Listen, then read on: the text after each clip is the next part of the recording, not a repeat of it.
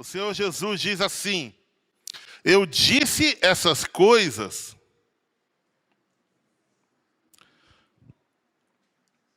para que em mim vocês tenham paz.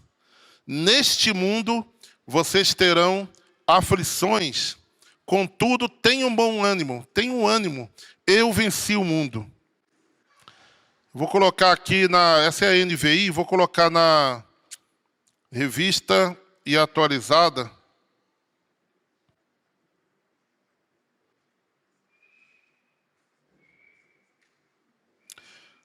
Diz assim: essas coisas vos tenho dito para que tenhais paz em mim. No mundo passais por aflições, mas tende bom ânimo. Eu venci o mundo. Há um outro local na palavra em que essa expressão é usada. Abra lá. Mateus 9, versículo 2.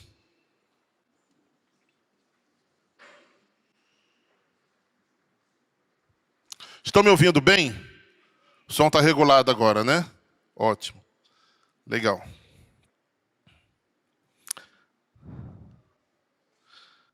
Mateus 9, versículo 2. É aquele episódio em que levaram ali um paralítico, né? Desceram pelo teto de uma... Na verdade, trouxeram a ele um paralítico no leito. Eu gosto, assim, vamos ler Mateus, que ele conta, ele usa essa expressão quando descreve esse episódio. Diz assim, lá no versículo 2: e eis que lhe trouxeram um paralítico deitado num leito. Vendo-lhes a fé, Jesus disse ao paralítico: tem bom ânimo, filho, estão perdoados os teus pecados. E ia parar ali mesmo. E o Senhor disse: tem bom ânimo, estão perdoados os teus pecados. No primeiro versículo, a gente entende uma coisa, que nesse mundo a gente teria aflição. Tenta se lembrar da primeira vez na vida que você pode dizer assim: eu tive aflição.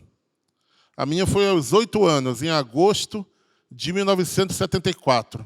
Mas talvez antes eu tive uma outra aflição. Talvez quando, numa brincadeira, meu irmão me machucou, tive que ir no médico, e fiquei desesperado o que o médico ia, né, fazer comigo. E os dias que antecederam a ida ao médico foram terríveis, que eu nunca tinha ido ao médico. Aflição. Você se lembra? Para e pensa agora, qual foi a primeira vez que você teve uma aflição que você lembra na vida? Que você disse: eu tenho um problema. Agora lembra qual foi a última vez? Deve ter sido uma meia hora atrás, né? Não, 1h30 atrás. A primeira foi levantar de manhã, né? Talvez hoje. Mas o Senhor, Ele não escondeu de nós que nós teríamos aflições. Antigamente, o Evangelho em muitos lugares era ensinado como agora acabaram os problemas.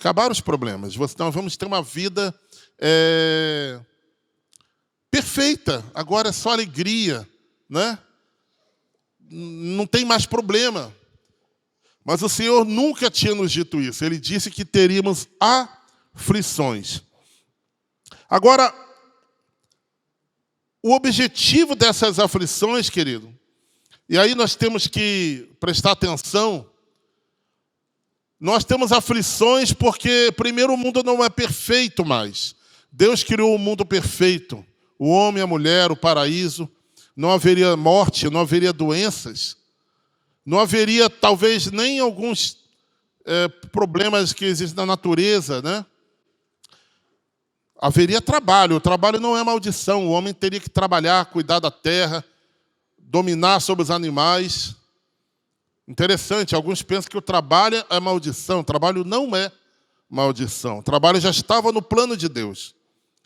Mas então, esse é o primeiro motivo pelo qual nós temos hoje aflição. Mas, se você abrir lá em 1 Pedro, capítulo 5. Vamos ler a partir do versículo 7.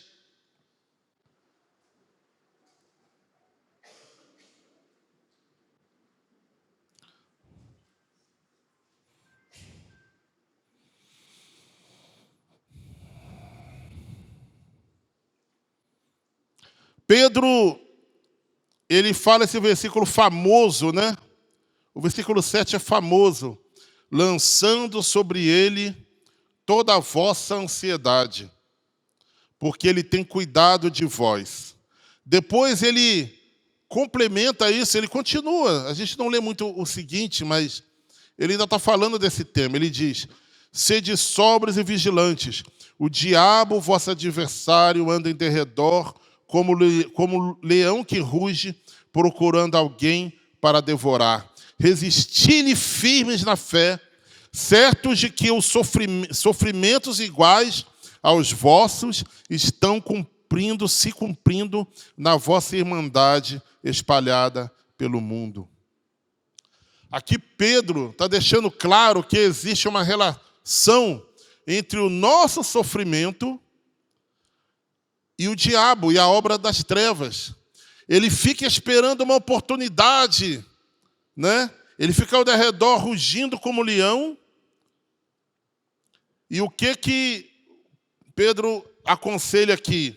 Ele está procurando, na verdade, o diabo ele fica procurando alguém para devorar. Quem é esse alguém?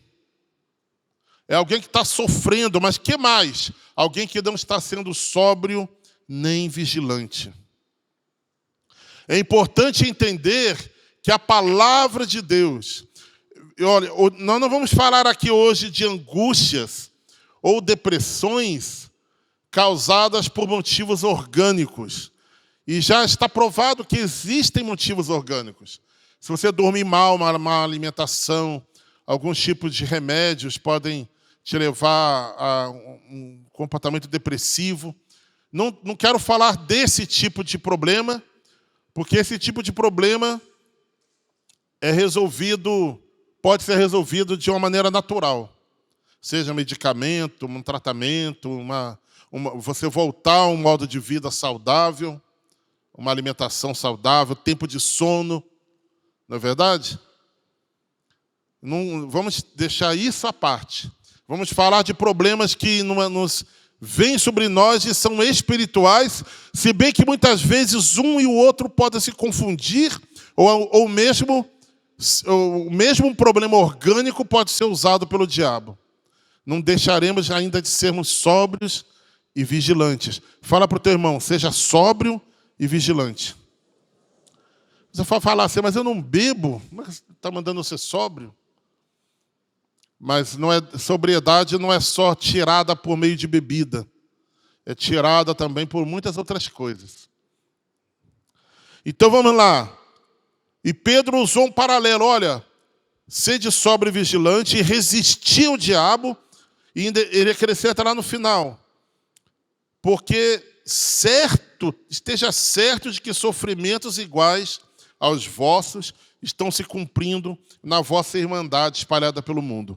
Existe um tipo de sofrimento que ele é causado pelo fato de nós sermos cristãos. Ataques espirituais pelo fato de nós sermos cristãos. Por isso que temos que estar vigilantes para perceber que esses ataques estão chegando. Senão nós não vamos proceder de maneira correta. E quando eu coloquei o título e falei que seria vencendo as angústias e as depressões espirituais, o caminho começa por aqui, ser sóbrio e vigilante. Mas vamos olhar o primeiro versículo que nós lemos. O que Jesus falou? Tem de bom ânimo, porque eu venci o mundo. Primeira coisa, então, que a gente deveria fazer é se perguntar como é que Jesus venceu o mundo. Ele não teve aflição? Ele teve aflição. Mas sabe o que ele quer dizer que ele venceu o mundo? Ele cumpriu o propósito dele na terra.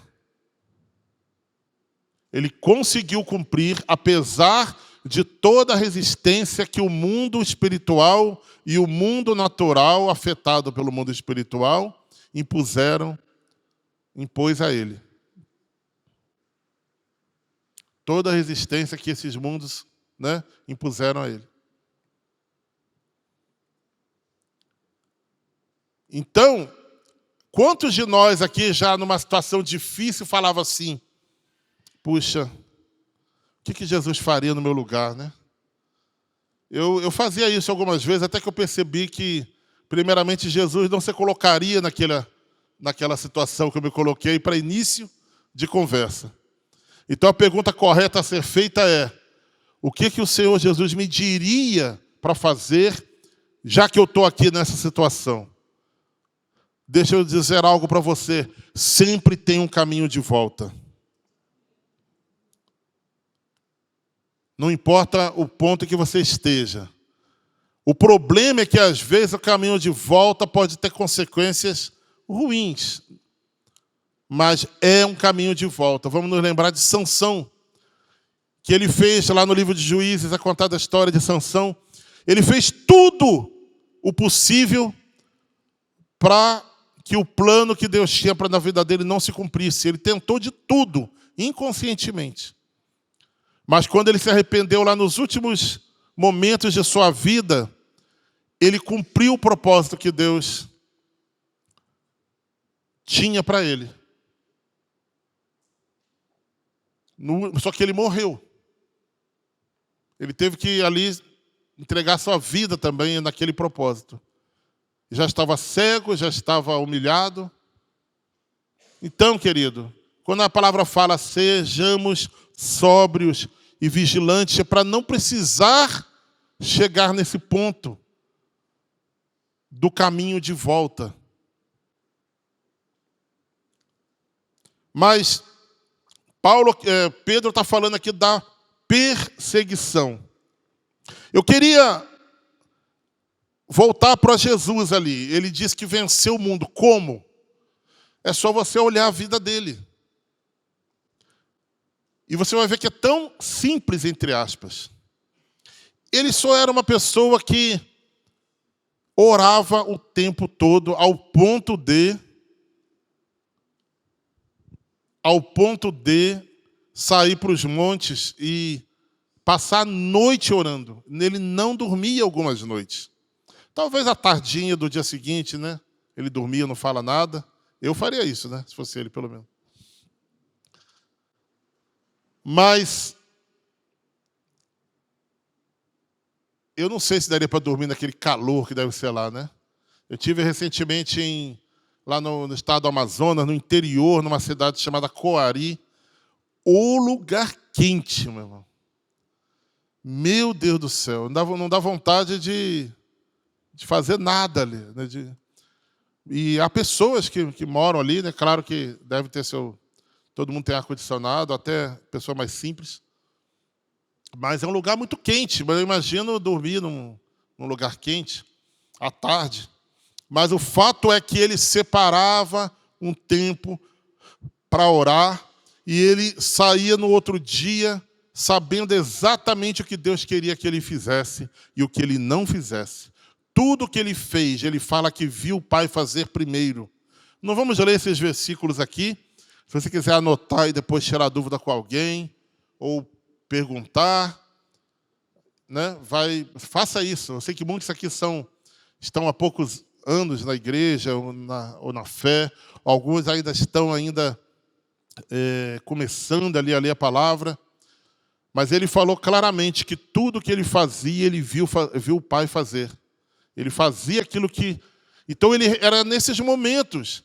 Antes de escolher os apóstolos, os discípulos, ele passou uma noite em claro. No outro dia, ele orando.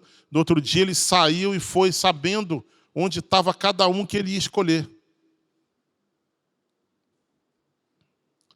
Então, só que tem um problema. Eu e você não fazemos isso. Não é verdade? Então, eu já poderia dizer para você, 99% dos nossos problemas seriam resolvidos se a gente fizesse o que Jesus faz. Frequentemente, ele vivia em jejum, orava, passava a noite em oração, porque ele tinha um senso de urgência. Ele sabia que ele tinha 3 anos para cumprir o propósito dele.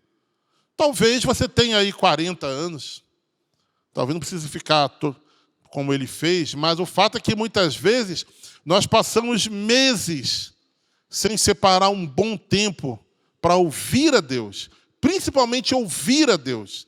Porque eu acho que o Senhor passava mais tempo ouvindo do que falando.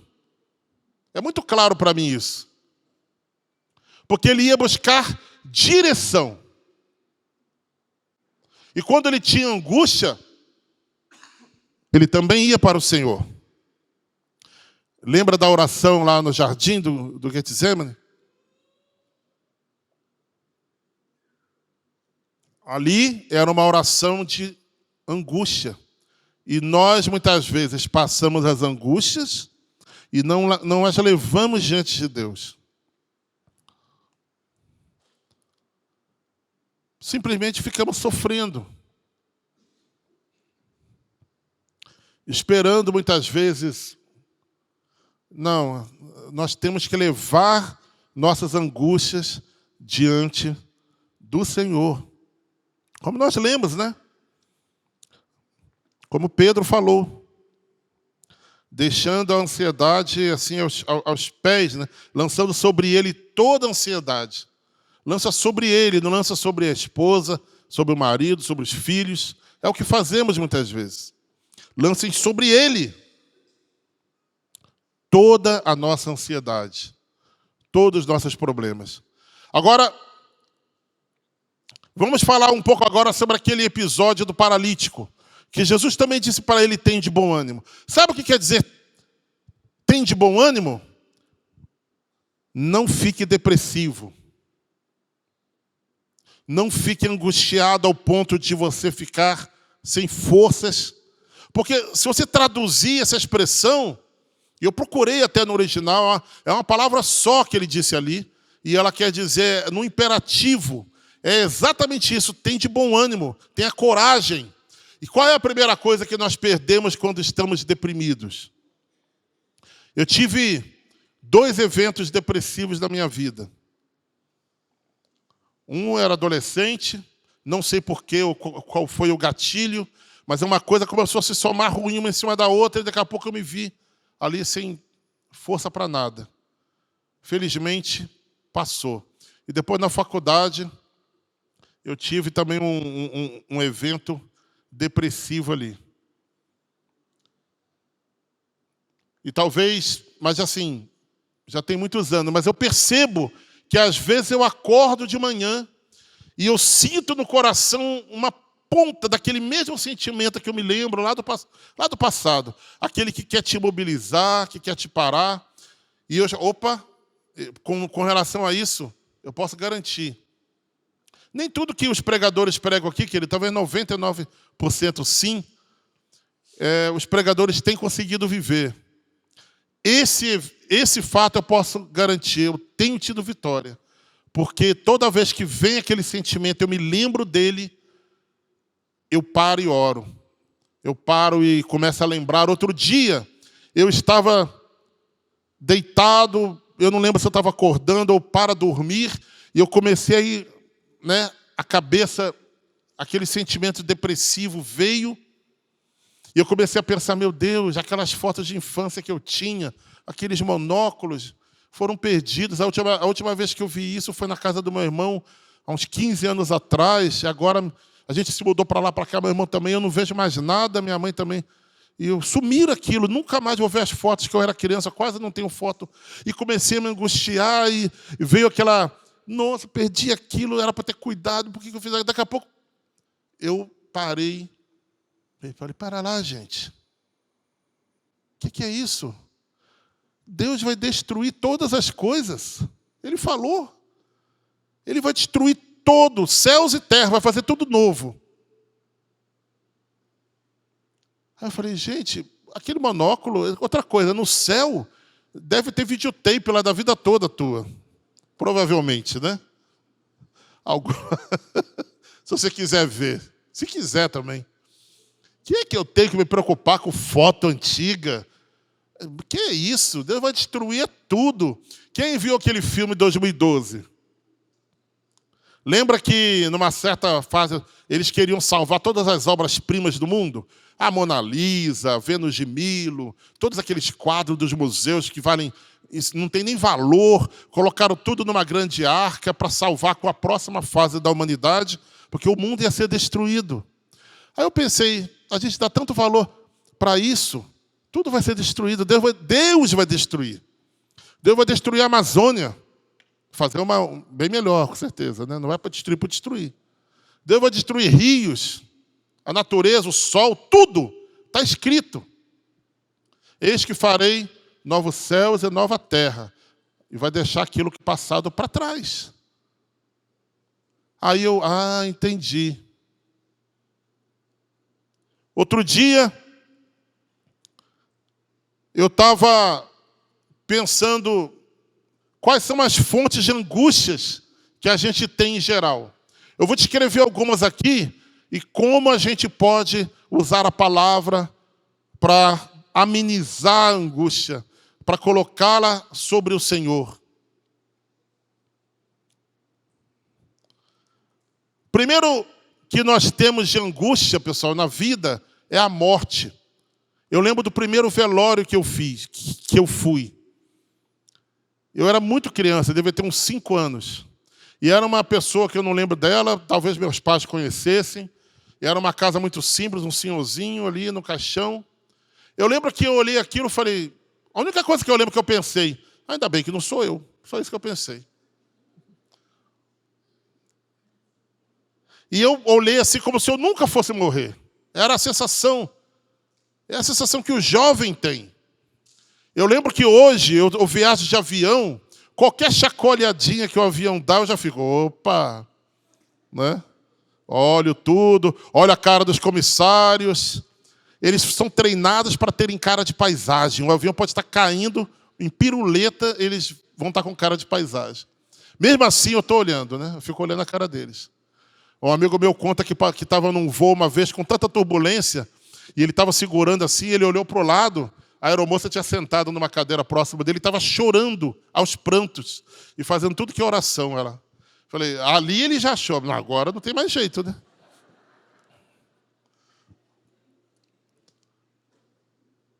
Mas, eu quando era jovem, eu entrei num Hércules, um avião cargueiro, em pé, não estava sentado, viajei para o Nordeste, eu estava com, você viu aqui no CTA, né, no CPOR, estava de militar, e estava com 17 toneladas de morteiro naquele Hércules. E eu dando risada. Eu tinha 19 anos. Dando risada, perguntando... E sacudia aquele avião, hein? Sacudia muito. Aí eu perguntei para um rapaz que estava lá, sacode assim mesmo? Hoje está até pouco. E eu dava risada. O jovem talvez não tenha noção de algumas angústias do futuro. Você vai ficando mais velho, você vai, agora eu tenho um filho para terminar de criar. Eu tenho uma esposa para cuidar, eu tenho uma família para estar presente, né, e alegrar. Eu tenho um ministério na terra para cumprir. Tudo isso começa a te afetar. Mas a primeira angústia que vem na vida é a morte. Ou sua ou dos entes queridos. E um dos segredos, querido, para todas essas fontes de angústias que eu vou mencionar aqui, é a gente ter a visão que Deus tem daquilo. Qual é a visão que Deus tem da morte? Eu vou mostrar para vocês que a visão que Deus tem da morte, aqui, por exemplo, eu vou usar como exemplo aqui. Esquerda, direita aqui. Eu daqui eu olho 2 fileiras, mas para mim elas estão no mesmo lugar, estão uma coisa só. Mas quando a gente morre, é como se dividisse 2 mundos, né? Dos vivos e dos mortos. A gente só vê um. Eu estava com medo de qual que eu ia escolher para ser o dos vivos, né? Só vejo aqui. Não, aqui está a minha esposa, eu vou botar aqui. Só vejo aqui.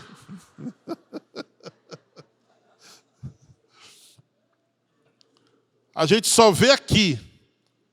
por exemplo. E quem está aqui não vê lá, e eu acredito que quem está lá não vê aqui também. Eclesiastes 9, versículos 5 e 6, fala que os mortos não têm parte em mais nada que se faz debaixo do sol. Então, quando Deus vê, ele vê assim, ó. Todo mundo está ali. Eu vou te provar isso. Tem 2 versículos que mostram isso claramente. O primeiro versículo é quando Jesus fala assim, a gente não vai abrir, você pode pesquisar depois. Ele fala para os fariseus lá que eles não acreditavam, acho que os saduceus não acreditavam na ressurreição, um grupo lá, religioso deles. E Jesus chegou e falou, você não crê na ressurreição? Vamos lá. Você não tem ouvido falar que Deus é o Deus de Abraão, de Isaac e de Jacó? Falei, sim. Então, Deus não é Deus de mortos, mas de vivos. O que Jesus quis dizer? Que Deus olhava e via assim, ó, Abraão, Isaac e Jacó, né? Ali a Fernanda, o Adilson. É normal, tudo para Deus é uma coisa só. Era isso que Jesus queria dizer ali. E há uma outra coisa mais complexa um pouco. Abra lá no livro de Jó, rapidamente.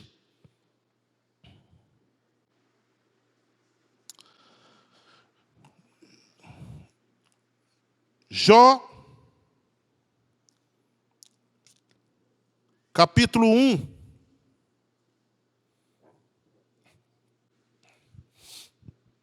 Diz assim, para alguns aqui da igreja eu já mencionei isso. Outros vão ouvir pela primeira vez. Talvez até de púlpito eu já falei isso antes, eu não me lembro. Diz assim, e o seu gado era de 7.000 ovelhas, guarda esse número. 3.000 camelos, guarda esse número. 500 juntas de bois, guarda esse número. E 500 jumentos. Então vamos lá, 7.000, 3.000, 500, 500. Certo? E eu não separei aqui, mas quantos filhos fala aí em Jó que Jó tinha? Quantos? Quantos filhos? Não. 7 filhos e 3 filhas. Agora, lá no final, esses 7 filhos e 3 filhas morreram. Imagina a tristeza. Mas lá no final, no capítulo 42, vamos ler do versículo 16 em diante. Não, 10 em diante. E o Senhor virou o cativeiro de Jó, quando orava pelos seus amigos. Outras versões falam, mudou a sorte de Jó, né? E o Senhor acrescentou em dobro a tudo quanto Jó antes possuía. O que é o dobro, querido? É quantas vezes mais? Quantas? 2. Deus acrescentou o dobro de tudo. Vamos lá. Vamos ver o versículo 11. Então vieram a ele todos os seus irmãos e todas as suas irmãs e todos quantos dantes o conheceram e comeram com ele pão em sua mesa e se condoeram dele e o consolaram acerca de todo o mal que o Senhor lhe havia enviado, e cada um deles lhe deu uma peça de dinheiro e um pendente de ouro. E assim abençoou o Senhor o último estado de Jó mais do que o primeiro, pois teve o quê? Quais eram os números lá que eu falei para decorar lá no começo? 7.000, 3.000, 500 e 500. Olha bem. Pois teve 14.000 ovelhas, o dobro de 7.000. 6.000 camelos, o dobro de 3.000. E 1.000 juntas de boi, o dobro de 500. E 1.000 jumentas, o dobro de 500. Também teve 7 filhos e 3 filhas. Opa, ele não dobrou o número de filhos? Dobrou só o de animais e coisas? Na verdade, ele dobrou tudo que Deus tinha. Sabe o que dá o consolo aqui? Deus estava olhando aqui, ó, igual eu falei. Os vivos, os mortos, ele olhava, tinha 10 aqui. Para ele está vivo. Aquele que crê em mim, ainda que morra, viverá. Para ele está vivo. Aí ele olhou, bom, eu vou dobrar, então eu vou colocar mais 7, 3 aqui. 10 aqui. Acabou, está dobrado. Eles não morreram conforme Deus vê. Isso nos dá muito consolo quando a gente pensa a respeito da morte. Dá consolo até para imaginar que vamos saber que éramos parentes. Parou para pensar? Porque se eles continuavam sendo filhos dele, nos dá a entender que vamos saber que éramos parentes, que éramos pais, filhos. Não é verdade? Estou falando alguma bobagem, não? Não é uma doutrina, pessoal. É uma coisa que eu estou assim imaginando.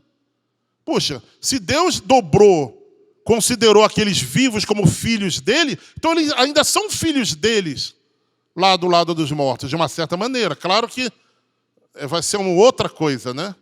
Não vai haver mais uma relação como... Nem de casamento vai existir mais, por exemplo. Mas a memória, com certeza, vai existir. Isso consola. Ver como Deus vê a morte é uma coisa que você tem que meditar todos os dias para quando você passar por situação assim, ser menos angustiante. Não vai eliminar, mas você vai entender como Deus vê as coisas. Vai haver saudade, vai, mas um dia estaremos juntos. Davi, quando perdeu o seu filho ali com Batseba, que Deus declarou que ele ia morrer, ele falou, ali ele chorou, depois ele falou, quando eu vi que a criança não era mais, que não ia mais se salvar, eu acabei com o meu jejum, meu choro, fui comer, porque eu sei, ela não vai vir para mim, mas eu irei para ela. Entendem? Outra angústia que vem na vida, na nossa vida, outra fonte de angústia, além da morte,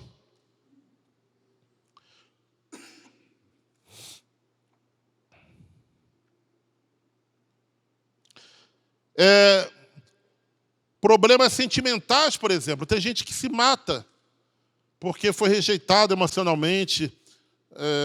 Eu conheço o caso de um rapaz de 15 anos que se matou, querido, porque a namorada o deixou.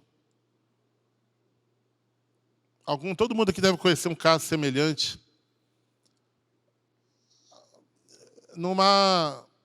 Por quê?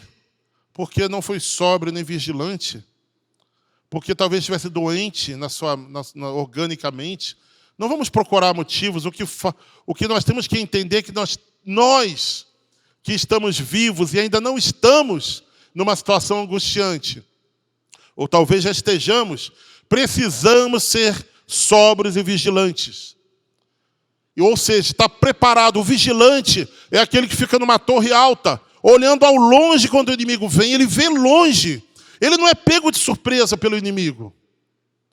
Quando você vê aquele sentimento, quando você vir aquele sentimento chegando, você precisa se colocar a posto, se preparar, porque vai demorar um tempo até ele sair de lá das colinas e vir até os seus muros, o inimigo. Dê o alarme, busque ajuda e principalmente busque a palavra de Deus. Porque é ela que tem o entendimento da palavra, me livrou de muita angústia, querido. Essa fonte aqui nós podemos lembrar, lá no Salmo 42:11. Qual o antídoto para esse problema? É você ministrar a sua alma o tempo todo. Davi, angustiado, falava com a sua alma, porque estás, lá no Salmo 42:11, ele diz, porque estás abatido a minha alma? Por que te perturbas dentro de mim? Espere em Deus, pois ainda o louvarei. Você no controle das tuas emoções. Não tire, não acabe com a tua vida, com o teu ministério, com a tua paz, por causa de problemas sentimentais. Às vezes acreditamos que só tem uma pessoa na terra que talvez possa se encaixar conosco. A Bíblia não ensina isso, querido. A Bíblia não ensina isso. Para que duas pessoas se casem, elas precisam as duas querer. Se uma não quiser, não tem como. Mas isso não quer dizer que você não vai conseguir ser feliz. Medite sobre isso, antes do problema chegar. Os jovens, principalmente aqui. Outro problema que às vezes vem Vamos lá, falamos da morte, falamos problemas sentimentais. Outra fonte de angústia é o tempo passando. E a gente ficando velho. Ou a gente jovem, mas não fez nada na vida ainda. Ou a gente velho... Né, lembra do poema de Cecília Meirelles? Eu gostava desse poema quando eu via no livro de português.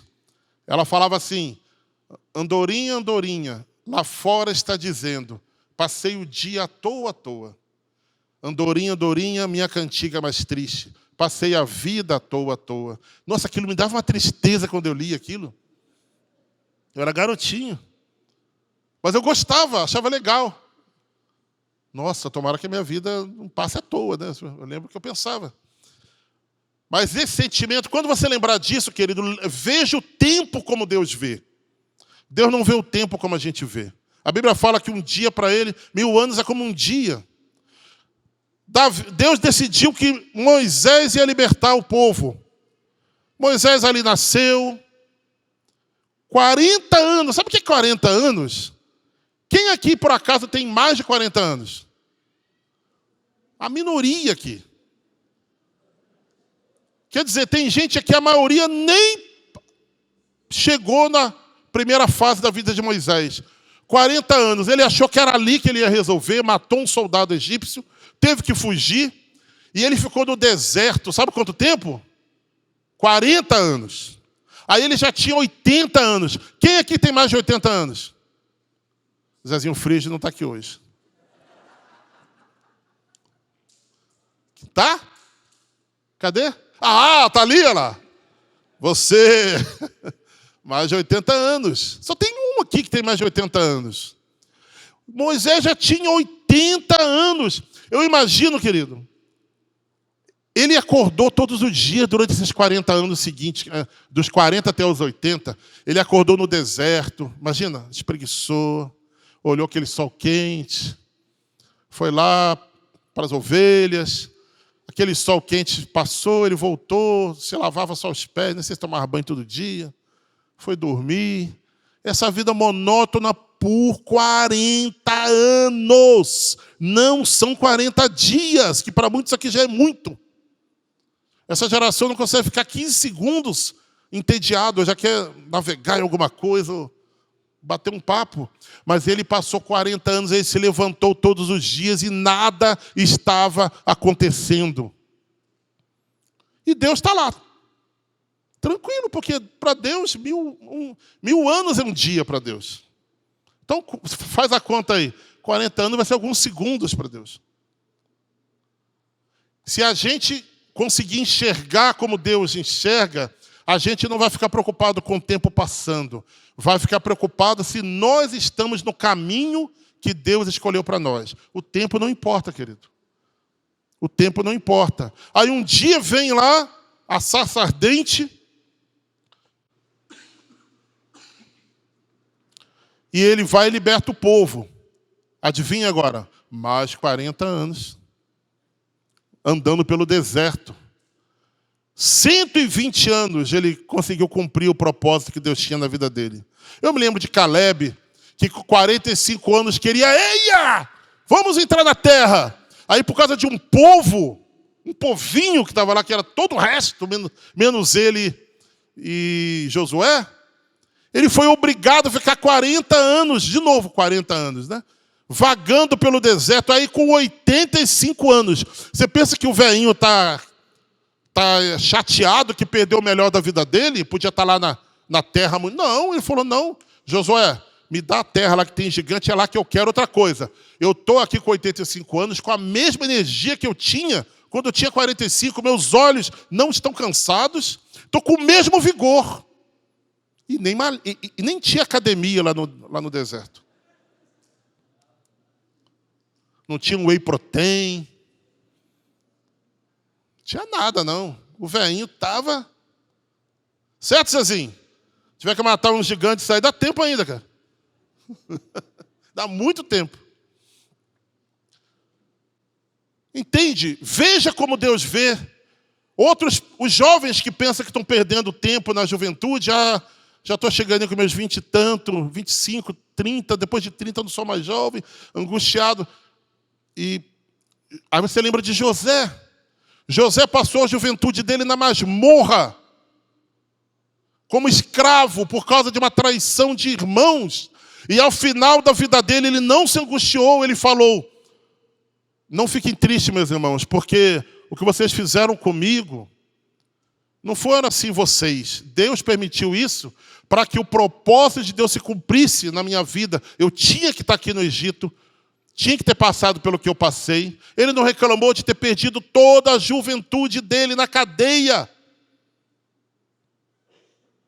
Porque ele sabia, ele entendeu que ele estava no propósito de Deus. Então o que tem que nos preocupar não é o tempo passando devagar ou muito rápido. O que tem que nos preocupar é se nós estamos no trilho da vontade de Deus. Entendeu, jovenzinhas ali, as 4 jovenzinhas ali? Tão novinhas. Acho que nem passaram por angústia ainda, já passaram, né? Eu lembro que eu comecei com 8 anos. Minha grande primeira angústia. Todo mundo passa por angústia, querido. Todo mundo. A gente não consegue livrar nossos filhos de angústia. Outro dia eu contei aqui que meu filho passou, quando ele orou pelos irmãos, que estava lá oprimido na escola. Alguns aqui vão lembrar. Quando ele me contou isso, eu não contei no dia que eu preguei, mas o que mais me doeu foi que o pai, ele quer proteger os filhos. Ele não quer que o filho passe por angústia. E aquilo me doeu, que eu não pude fazer nada. Eu nem sabia o que ele estava passando. Aí veio novamente a palavra me consolar. Falei, puxa, mas Deus estava cuidando dele. A gente só pode fazer aquilo que está ao nosso alcance naturalmente, mas principalmente orar, que era aquilo que Jesus fazia no monte. Orava pelos discípulos, orava por tudo, ele orou por nós aqui hoje. Então nós vimos aqui como a gente meditar. A Bíblia nos manda meditar na palavra.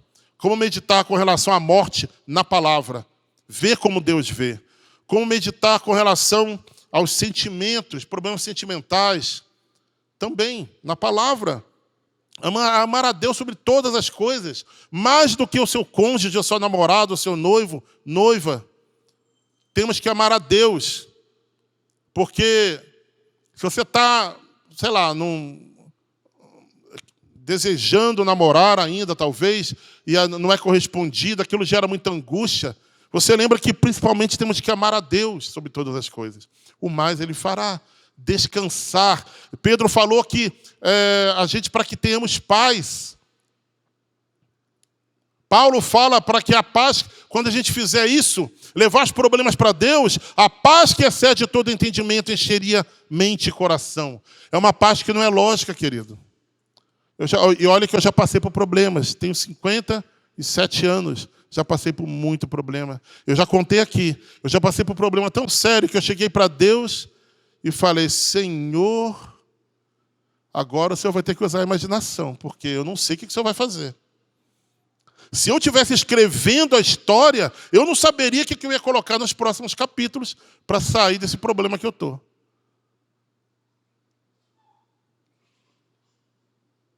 Mas o Senhor sempre tem um jeito. Lembre disso. Fala a pessoa do seu lado. Sempre existe um caminho. Por isso, querido, você está me ouvindo também no YouTube, em outra época, não atente contra a sua vida. Porque sempre existe um caminho. O diabo fica ao redor querendo nos devorar, que é tirar a sua vida, levar ao suicídio, levar a alguma coisa mais radical. Mas isso não é verdade que o único caminho é esse. Sempre existe um caminho.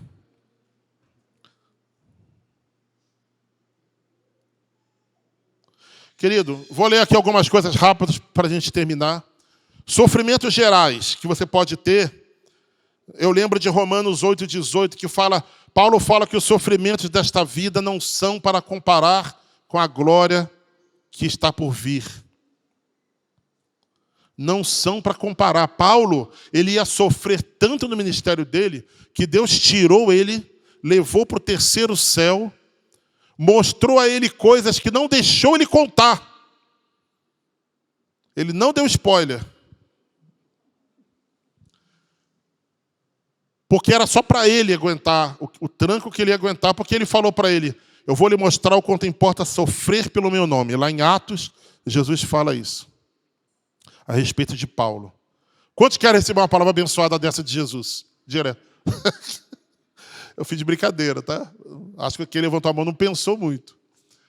Já pensou Jesus falar para você, eu vou te mostrar o quanto importa sofrer pelo meu nome. Queridos, quando as primeiras pessoas foram açoitadas lá no livro de Atos, eles foram para casa se regozijando, porque eles foram achados dignos de poderem sofrer por causa do nome de Jesus. A gente perdeu esse entendimento. A gente perdeu.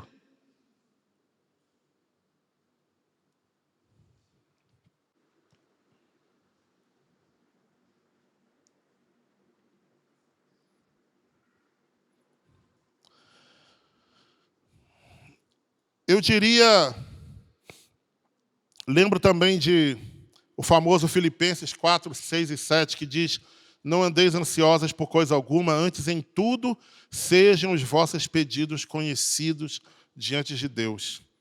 Pela oração e súplica, com ações de graça, e a paz de Deus, que excede todo o entendimento, guardará os vossos corações, guardará do diabo. E os vossos pensamentos em Cristo Jesus.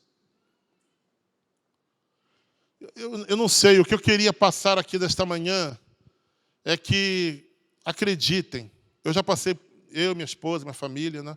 Nós já passamos por muita coisa na vida, antes de casar, depois de casar, problemas.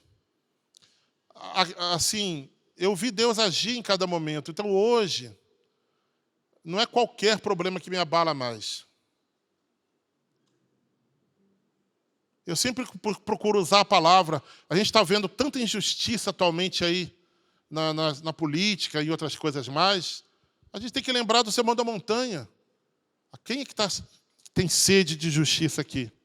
Serão saciados. Espera.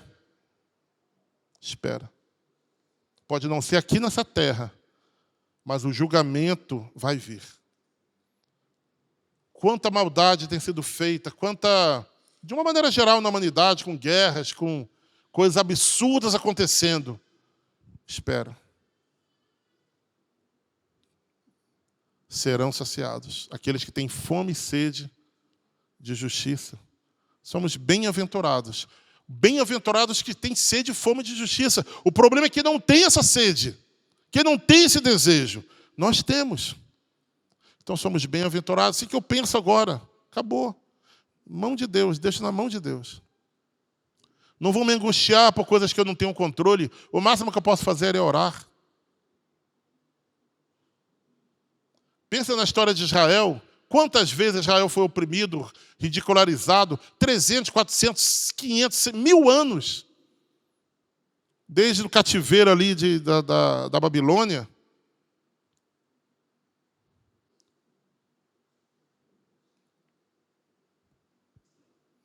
Foi daquela data ali, 300 e poucos anos de Cristo, até 1947, né? Para ter um Estado, voltar a ser uma nação. Quantas afrontas. Então, Deus olha o tempo assim, como se fosse segundos. De um versículo para o outro na Bíblia, passa às vezes 300 anos. Ou 20 anos, de uma vez só assim. Deus não tem essa sensação que nós temos com relação ao tempo. Por isso, se acalma. Não olhe o tempo como humano, olhe o tempo como Deus vê. Calma. Ah, mas eu estou ficando velho. Deus vai te dar um corpo novo. Enxutinho, malhado, barriga tanquinho. Eu duvido que o meu corpo glorificado vai ter barriga, essa barriga que eu tenho aqui. Duvido. Eu espero não esperar até lá, quero ver se eu perco antes, mas... Ah, mas eu estou... não sei o quê. Querido, Deus vai te dar, tudo vai ser destruído, feito novo. Pensa como Deus pensa. Amém? Vamos ficar de pé.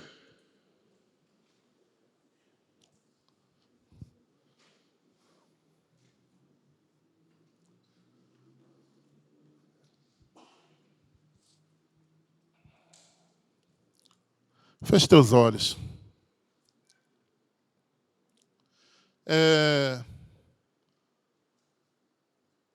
Eu não pretendia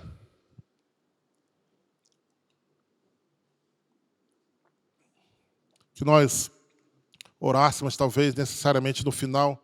Mas eu sinto assim, se há alguém aqui que está tão angustiado que até pensamentos suicidas passaram pela sua cabeça, se você puder levantar a mão, eu vou pedir para alguém ir até você orar com você. Se há alguém nessa situação aqui, eu queria orar por você, fortalecer a tua vida. Há alguém nessa situação aqui?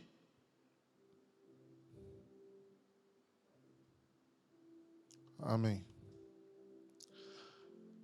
Há alguém que precisa sair daqui hoje com uma oração de fortalecimento? Vem à frente, queremos orar contigo. Uma oração de fortalecimento diante de problemas, diante de... Às vezes, querido, não é problema... Cada um tem seu problema. O ser humano ele faz assim, pega o seu maior problema e dá nota 100 para ele.